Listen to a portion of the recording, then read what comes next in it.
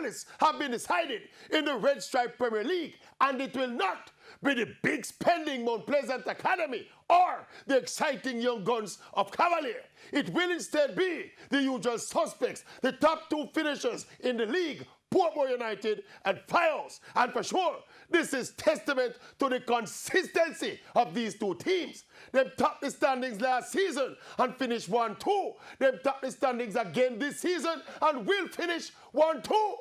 But that is not the news. Because the verdict is still out on the performance of the high-profile Mount Pleasant Academy this season. On the face of it, a debutant getting to the semi-finals is more than reasonable. But Mount Pleasant is no ordinary debutant.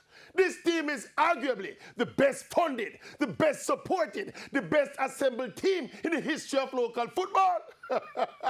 They bought the best talent on the local market.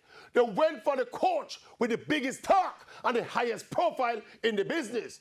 This team could not have been built on millions and millions of dollars of investment to scratch and feel their way to third or fourth place in the league.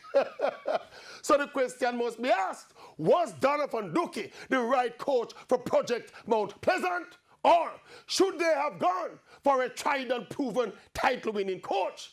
Will Dukie be there next season? And if not Dukie, then who? Anyway, Stush is back in the bush for the time being. Oh yes, and by the way, we have to say congratulations to Portmore and Firehouse. Yes, well done. We